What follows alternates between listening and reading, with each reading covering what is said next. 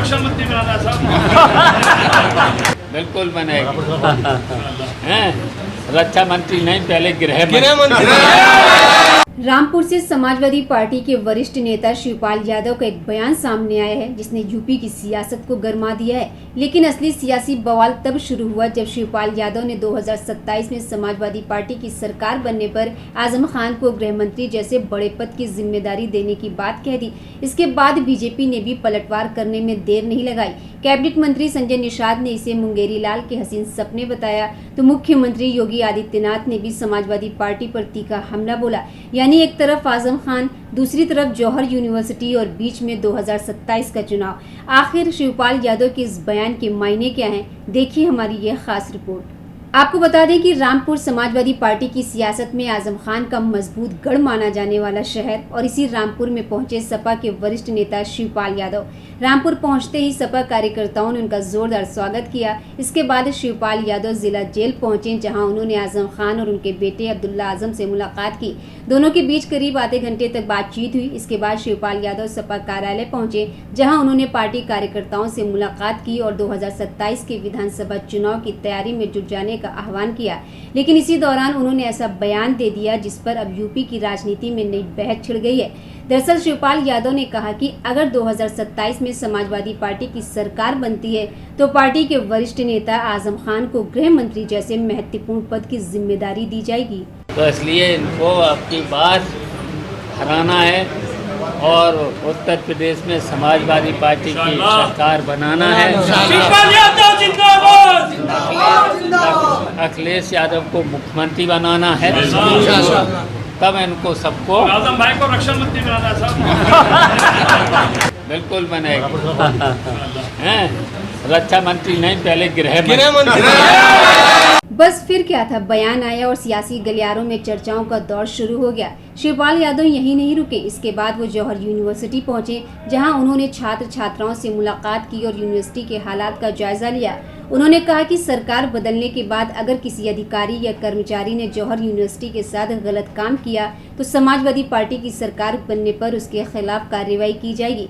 यानी कि आजम खान से मुलाकात के बाद शिवपाल यादव का फोकस सिर्फ चुनावी रणनीति तक सीमित नहीं रहा, बल्कि जौहर यूनिवर्सिटी और आजम खान के मुद्दे को भी उन्होंने खुलकर उठाया। शिवपाल यादव ने जेल में आजम खान की स्थिति को लेकर भी सवाल खड़े किए। उनका दावा है कि आजम खान को जेल में परेशान किया जा रहा है और उन्हें जरूरी सुविधाएं नहीं मिल रही हैं। उन्होंने कहा कि इन मुद्दों को लेकर समाजवादी पार्टी आवाज उठाएगी। लेकिन जैसे ही आजम खान को गृह मंत्री बनाने वाला बयान सामने आया, बीजेपी की तरफ से पलटवार शुरू हो गया। उत्तर प्रदेश सरकार में मंत्री संजय निषाद ने शिवपाल यादव के बयान पर तंज कसते हुए इसे मुंगेरी लाल के हसीन सपने बताया। उन्होंने सवाल उठाया कि जब समाजवादी पार्टी सत्ता में थी तब आजम खान को ऐसा पद क्यों नहीं दिया गया। उन्होंने आगे और क्या कुछ कहा, आप भी सुनिए। मुंगेरी लाल के हसीन सपने हैं, कुछ भी किसी को बना दो। जब सत्ता थे तो बनाए नहीं उन्होंने। आज के दिन में बहुत देर हो गई आते आते। कब का आजम खान जेल में बंद हैं? अगर उनके घर का कोई बंद होता तो इतना टाइम थोड़ी लगता मिलने। अब तक क्या होता बताओ? केवल वोट लेना है और उनके साथ अन्याय करना है। आज के दिन आजम खां थे, 3 बार 4 बार सरकार बनवाई। बदले में क्या पाया? धोखा हुआ। उनके साथ धोखा हुआ। आज के दिन यूनिवर्सिटी की जमीन तो सरकार उस समय क्या था, 2 मिनट का काम था। उतनी जमीन कहीं दिया जा सकता था सरकार को, उसके बदले चेंज कर देते, उसका पैसा जमा हो जाता। सरकार के प्रॉपर्टी नियमानुसार तो ये तो होता। कैबिनेट में कुछ भी आता है, चेंज हो जाते हैं, पैसा जमा हो जाते हैं या उनके बदले जमीन दे दी जाती है। यही तो होता है और क्या कानून। इसी कड़ी में मुख्यमंत्री योगी आदित्यनाथ ने भी समाजवादी पार्टी पर निशाना साधा। उन्होंने कहा कि भारत के विभाजन के लिए जिम्मेदार व्यक्ति के नाम पर विश्वविद्यालय बनाने वाले व्यक्ति की पैरोकार समाजवादी पार्टी करती है कि सत्ता में आने पर उसे गृह मंत्री बनाएगी। याद करिए ना, मोहम्मदाबाद के नवाब की पूरी प्रॉपर्टी को बचाने के लिए कांग्रेसियों ने एड़ी चोटी लगा ली। एड़ी चोटी लगा ली कि किसी प्रकार से वह प्रॉपर्टी बचे, जबकि मुस्लिम लीग का ट्रेजरर था वो व्यक्ति।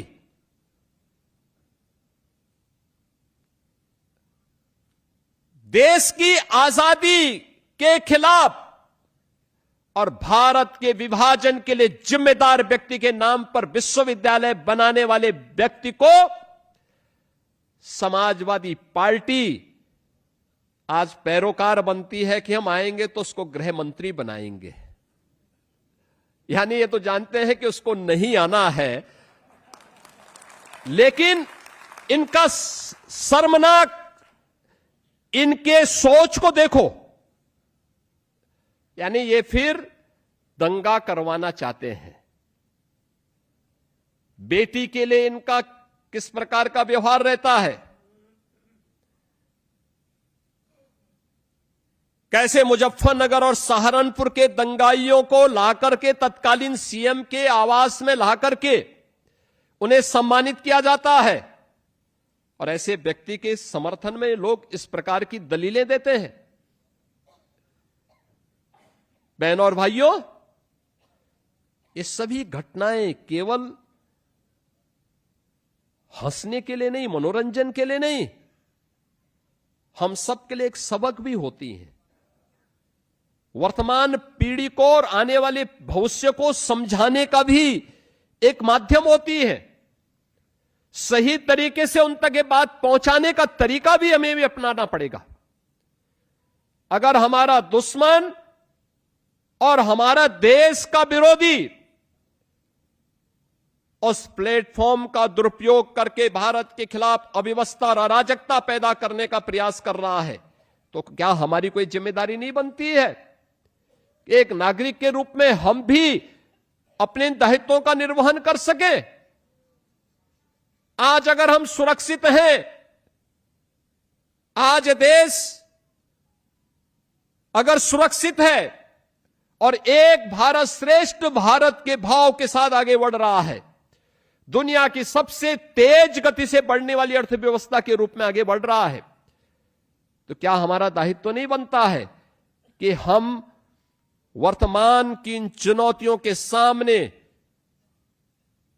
जो हमारे इस विकास की यात्रा में और ये जो श्रेष्ठ होने के भाव के मार्ग में अवरोधक हैं, इनको अवरोधक को हटाने के लिए हम भी अपने तरीके से अपना योगदान दें।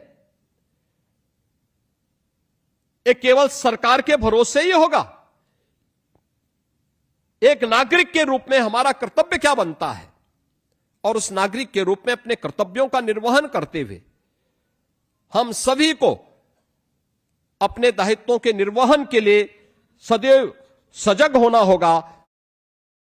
रामपुर से निकली एक मुलाकात अब यूपी की सियासत में बड़ा राजनीतिक मुद्दा बन गई है। एक तरफ शिवपाल यादव आजम खान के साथ खड़े नजर आ रहे हैं, जौहर यूनिवर्सिटी के मुद्दे पर पार्टी की एकजुटता दिखा रहे हैं और 2027 में सरकार बनने का दावा कर रहे हैं, तो वहीं दूसरी तरफ बीजेपी इस बयान को लेकर समाजवादी पार्टी पर हमलावर है। इसी बीच आजम खान से जुड़े ठिकानों पर ईडी की कार्रवाई ने भी सियासी माहौल को और गर्म कर दिया है। रामपुर और सहारनपुर में ईडी की कार्रवाई की खबरों के बीच अब बयानबाजी भी तेज हो गई है।